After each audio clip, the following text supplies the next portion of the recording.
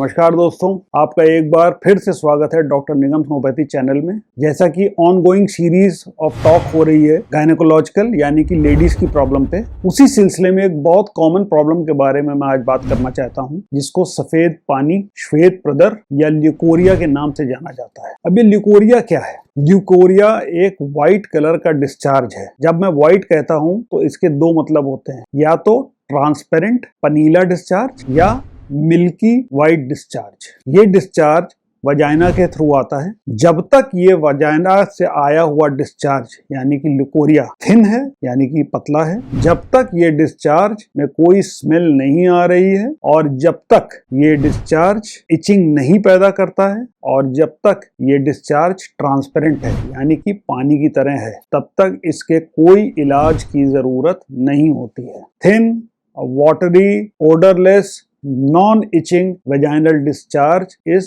Not to be treated. वो केवल vaginal hygiene को मेंटेन करने से यानी कि वजाइना की सफाई करने से ही ठीक हो जाता है। तो फिर आखिर ल्यूकोरिया के कॉजेज क्या हैं और कब उसको ट्रीट करना चाहिए? ल्यूकोरिया के बहुत सारे कॉजेज होते हैं। एक तो पुअर वजाइनल हाइजीन यानी कि ठीक से वजाइना की सफाई ना करी जाए, तब। दूसरा हार्मोनल डिस्टर्बेंसेस, तब। तीसरा वजाइनल ट्रैक्ट में या यूट्रस में कहीं पे इन्फेक्शन हो जाना, तब। और कभी कभी फिजियोलॉजिकल कॉजेज होते हैं जैसे कि mid cycle transparent thin discharge एक नॉर्मल चीज होती है। इसको स्पिन बर्केट फिनोमेना कहा जाता है। पीरियड से पहले, पीरियड के बाद अगर वजाइनल डिस्चार्ज आ रहा है तो ये हार्मोनल भी हो सकता है। इसके अन्य कॉज भी हो सकते हैं जो कि इल डिफाइंड है। प्रेगनेंसी के दौरान अगर ल्यूकोरियल डिस्चार्ज हो रहा है तो उसका इलाज जरूर कराएं। अगर डिस्चार्ज ऑफेंसिव हो गया यानी कि उसमें स्मेल आने लगी है तो उसका इलाज जरूर कराएं। अगर डिस्चार्ज थिक हो गया है और इचिंग कर रहा है तो उसका इलाज जरूर कराएं। ये बताता है कि कहीं ना कहीं कोई ना कोई इन्फेक्शन है। और अगर डिस्चार्ज का कलर चेंज हो गया है, वो येलो, ग्रीन एक्सेट्रा, कभी कभी ब्लडी भी हो जाता है, अगर ऐसा हो रहा है तो जरूर इलाज कराएं। मैं आपको विश्वास दिलाता हूं कि ल्यूकोरिया का कोई ऐसा केस नहीं है जो होम्योपैथी द्वारा ठीक ना हो सके। हर ल्यूकोरिया के केस में पहले होम्योपैथी करानी चाहिए, और होम्योपैथी या आपका होम्योपैथ आपको आराम ना दे पाए तब कुछ और सोचना चाहिए। मैंने आज तक जितने भी ल्यूकोरिया के केसेस किए हैं, ऐसा कोई केस नहीं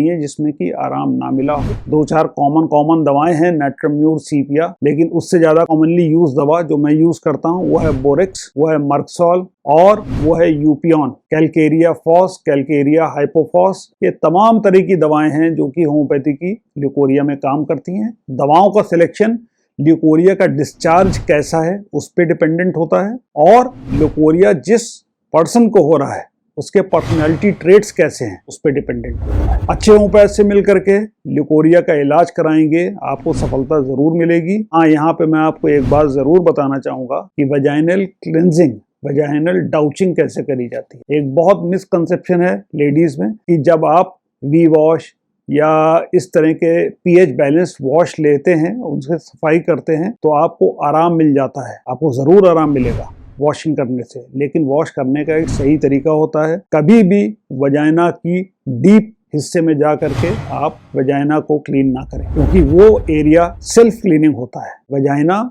और ऊपरी पार्ट लेबिया मेजोरा, लेबिया मेनोरा वो पार्ट होते हैं जहाँ पे आपको वजाइनल वॉशेस की सफाई की जरूरत होती है। और सफाई जब भी करें तो ऊपर से नीचे करें। नीचे से ऊपर अगर आप सफाई करते हैं तो आप रेक्टम के एरिया से गंदगी को साथ ले आते हैं, वो इन्फेक्शन को और बढ़ा सकता है। मुझे लगता है कि इतनी नॉलेज अगर आप रखें, प्रॉपर सफाई करें, तो वजाइनल डिस्चार्ज ल्यूकोरिया, श्वेत प्रदर को ठीक करा जा सकता है। और जिन परिस्थितियों में आपको डॉक्टर की जरूरत है, अच्छे होम्योपैथ से मिलें, आपको जरूर फायदा मिलेगा।